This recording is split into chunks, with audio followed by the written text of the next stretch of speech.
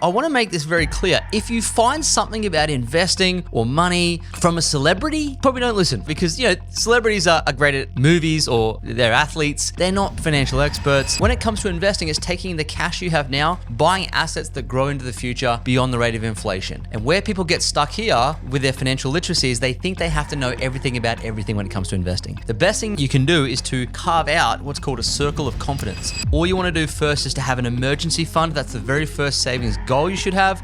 It's 3 to 6 months worth of expenses. How you start out is you have more money coming in than going out, you take some of the extra cash, you fund your emergency fund. I'm Lloyd James Ross, 7-figure investor and entrepreneur, and I've helped thousands of business owners and professionals turn financial stress into success. If you're stuck in old money habits, overwhelmed by investing, or unsure where to start, this is for you. I'll give you the mindset and strategies to take control, grow your wealth, and achieve financial freedom. It's time to make your money work for you. All right, welcome to Financial Literacy in 10 minutes. Let's go. Starting with the first one, budgeting. Budgeting is a bit of a scary word for some people, but let me break it down for you very quickly. What you want to track every month is how much cash is coming into your bank account and going out of your bank account. That's pretty much it, all right? How much is coming in and going out. Next one, saving. All you want to do first is to have an emergency fund. That's the very first savings goal you should have. It's 3 to 6 months worth of expenses. How you start out is you have more money coming in than going out, you take some of the extra cash, you fund your emergency fund until it gets to 3 months of expenses or at least $5,000, all right? That's the first savings goal. Next one, number 3, credit and debt.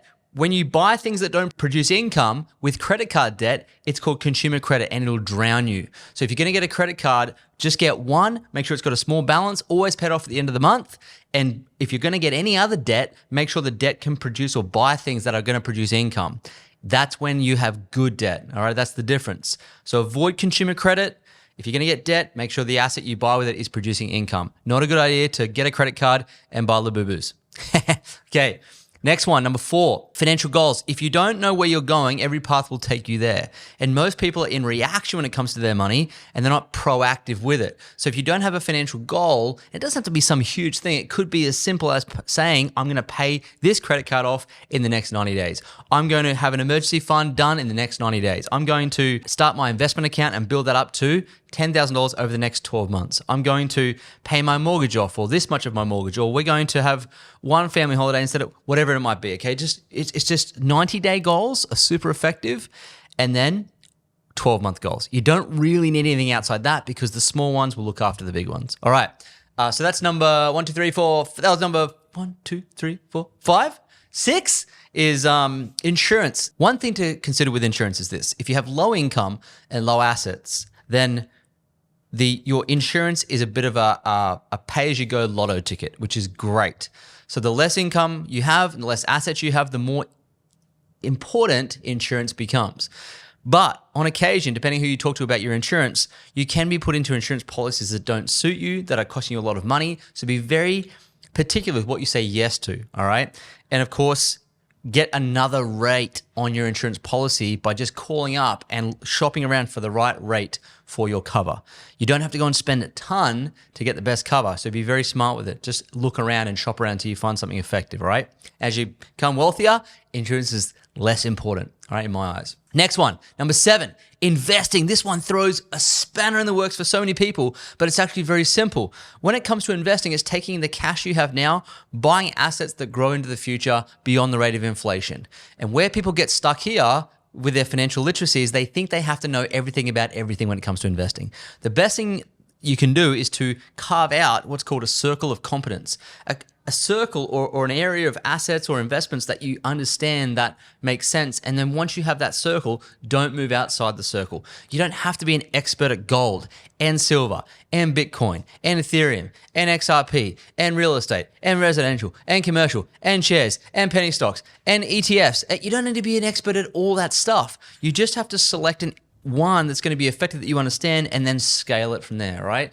You can diversify, but you can also diversify, which means you have too many assets and it's not giving you any return. So for me personally, I've selected I'm going to have a business and I'm going to buy shares, and that's my whole strategy done. I don't touch property. I just have one. Okay, I prefer just to stick with that. It's what I understand and do well, and I'm done. Okay, you don't have to have a hand in every single bush, right?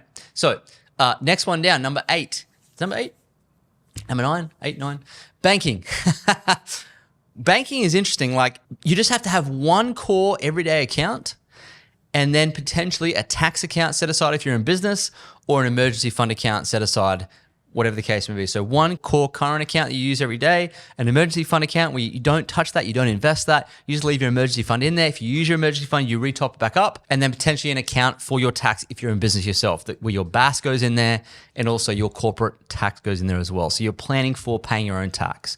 I don't know how many people I've spoken to have got themselves in trouble not setting aside money for an emergency and not setting aside money for their tax. So you can have 2 or 3 bank accounts depending if you're in business or not. And that's as simple as banking needs to be. You don't need to have 4,000 bank accounts, and you certainly don't have to, know the ins and outs of all the banking products. However, if you do have a mortgage, talk to your bank about having an offset account from your everyday account across your mortgage, because an offset account, of course, you have an offset. So your mortgage balance is here and your offset account's here. If your wages go into this account, bang, the offset account, it drops your mortgage balance by the amount of cash sitting in there. Okay, so if you can set up an offset account across your mortgage and talk to your bank about something that's going to suit you for that. That's pretty much all you need to know about banking, all right? Just quickly, if you're ready to take control of your finances but feel stuck on where to start, I have a solution. My book, Money Buys Happiness, simplifies investing and wealth building with practical steps to help you achieve financial peace. Get your copy via the link in the show notes, and let's get your money working for you. Now back to the episode. Going to the next one, we've got scams and fraud. This is huge. Scams and fraud, I want to make this very clear. If you find something about investing or money from a celebrity, probably don't listen.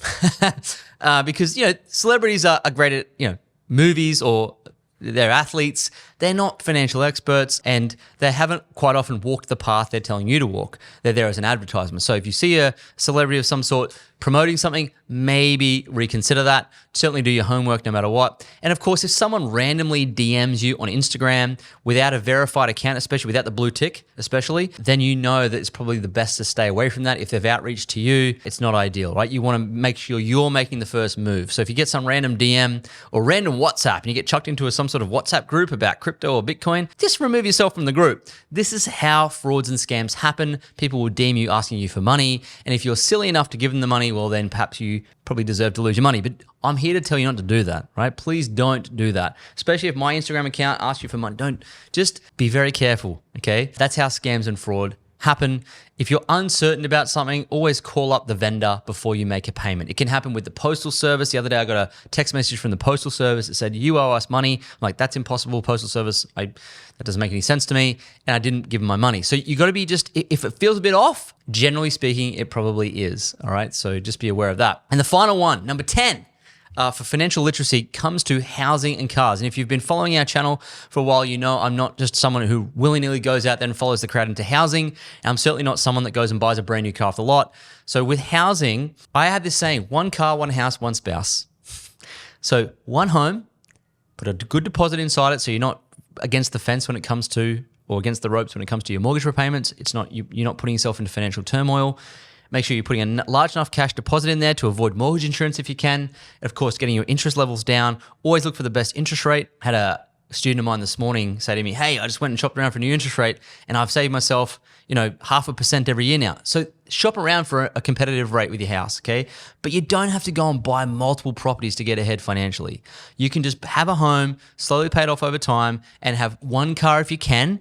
That means picking your spouse up to and from work if you can. If you need to have 2 cars, fine, but doesn't mean you go out and buy a brand new car. When we first bought our car, we bought it 3 years old. It was secondhand. We saved ourselves $90,000 in depreciation, which is a real cost, and it runs perfectly, all right? So don't buy it too old, but you have to buy it brand new within your budget, and of course, keep servicing it each year. I'm always pretending to take my car when I need to, when I'm told to service it, and it prevents so many mechanical errors in the future. And of course, if you have an electric car like a Tesla, less maintenance. And if you're trying to buy a car to reduce operating costs, then something electric or hybrid makes a lot of sense because it's less petrol, also less mechanical errors, and it prevents a lot of cash outflow from your bank account by having all these problems.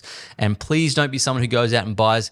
My neighbor, I love him, lovely guy, and he's got like 5 motorbikes, and he'd have to insure them, he'd have to register them all, he'd have to look after them, maintain them, and And I'm sure you can't write all of them at once, but just be aware of how many cars or other things or toys you're accumulating and think to yourself, do I need all of them at once?